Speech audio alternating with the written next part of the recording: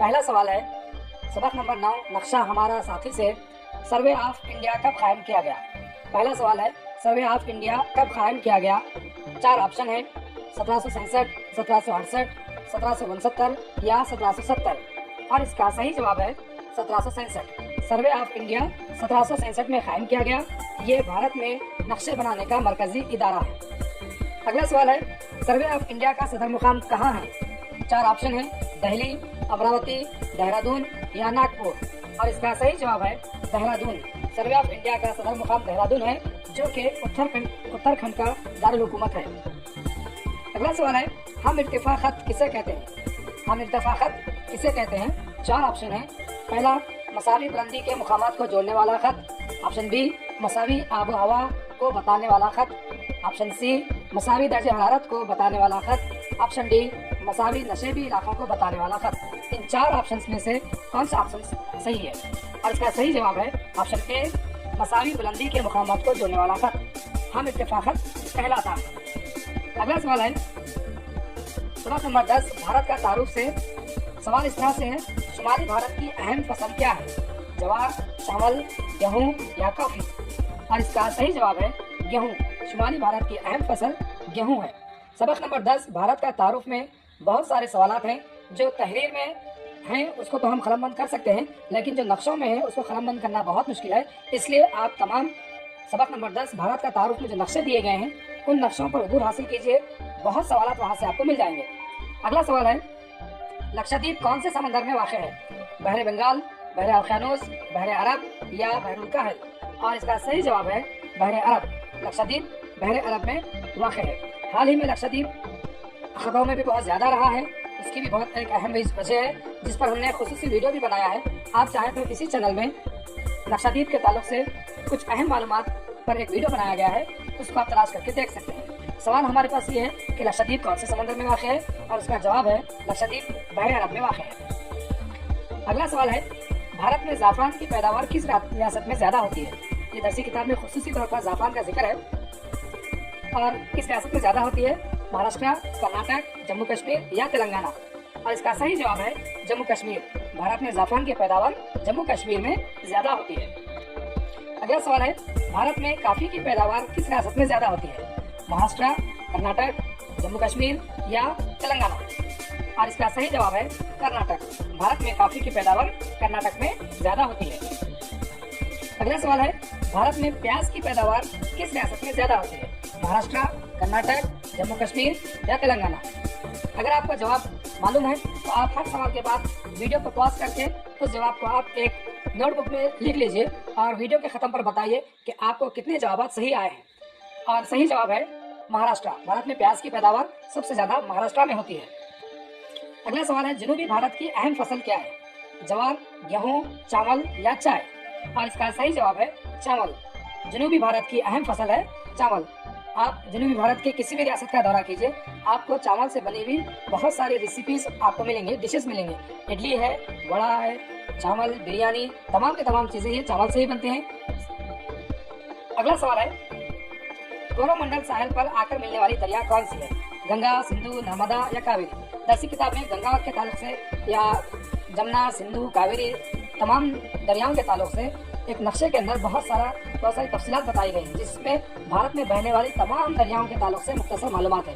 आपके लिए ज़रूरी है कि वो नक्शे को आप ज़रूर देखें और इन दरियाओं के ताल्लुक से ये मालूम ज़रूर करें कि वो कहाँ से शुरू होती हैं, कहाँ पर ख़त्म होती हैं और जाते हुए वो किन रियासतों से होते हुए जाते हैं और उनकी जो ज़ैली दरियाएँ हैं वो कौन सी हैं। ये तमाम के तमाम आप नक्शा अगर देखेंगे तो ही आप उस पर अबूर हासिल करेंगे।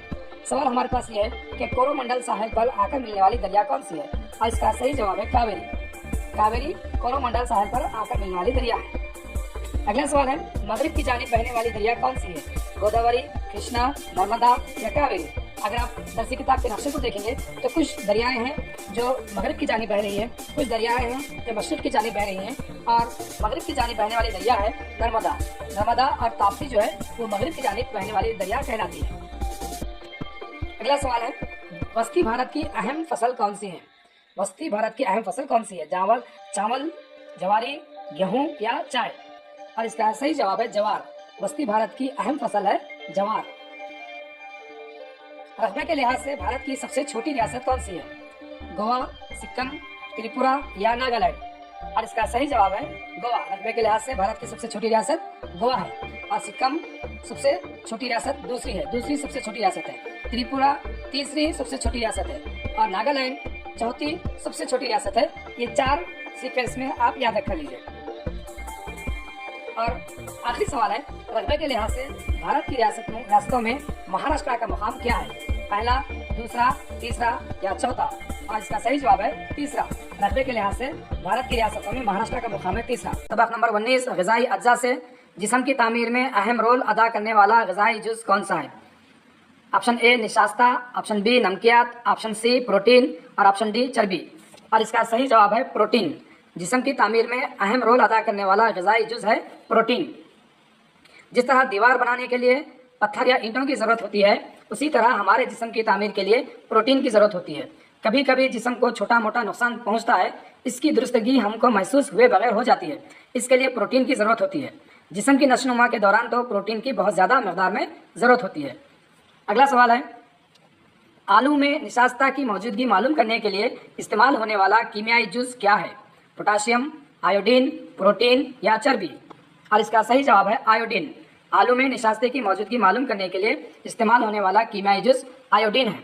आयोडीन के 4-5 खतरे आलू के टुकड़े पर डाला जाता है, जिससे आलू के टुकड़े का रंग स्याही माइल नीला हो जाता है। निशास्ते से आयोडीन का रब्त होता है, जिससे उसका रंग स्याही माइल नीला हो जाता है। इसका मतलब यह है कि आलू में निशास्ता पाया जाता है। साबूदाना और शकरकंद में निशास्ता पाया जाता है। जवार, बाजरा, गेहूँ, चावल जैसे अनाजों में भी बड़ी मकदार में निशास्ता होता है। जिन अशिया में ज़्यादा मकदार में निशास्ता पाया जाता है, इन्हें निशास्ती अशिया कहते हैं। और निशास्ती अशिया से जिस्म को तवन्नाई हासिल होती है। ये अहम है, निशास्ती अशिया से जिस्म को तवन्नाई हासिल होती है। अगला सवाल है, गन्ने के रस में मौजूद शक्कर क्या कहलाती है? सक्रोज, आयोडीन, पोटाशियम या सोडियम? और इसका सही जवाब है सक्रोज। गन्ने के रस में मौजूद शक्कर सक्रोज कहलाती है। दरअसल शक्कर बहुत सारी किस्म की होती है, उसमें से एक किस्म है सक्रोज। मीठे जायके वाली ग़िज़ाई अशिया में मुख्तलिफ किस्म की शक्कर होती है। मसलन गन्ने के रस से हम गुड़ या शक्कर तैयार कर सकते हैं, क्योंकि इसमें सक्रोज नामी शक्कर पाई जाती है। पके हुए आम, केले, चीकू जैसे फल, इसी तरह शहद, दूध वगैरह में मुख्तलिफ किस्म की शक्कर पाई जाती है। इनसे भी जिस्म को तवन्नाई हासिल होती है। अगला सवाल है, कार्बोहाइड्रेट किन अज्जा का मजमुआ है? कार्बोहाइड्रेट किन अज्जा का मजमुआ है? और इसका सही जवाब है निशास्ता, शक्कर और रेशेदार अशिया। निशास्ता, शक्कर और रेशेदार अशिया, इन तीनों अज्जा को मिलाकर कार्बोहाइड्रेट कहा जाता है।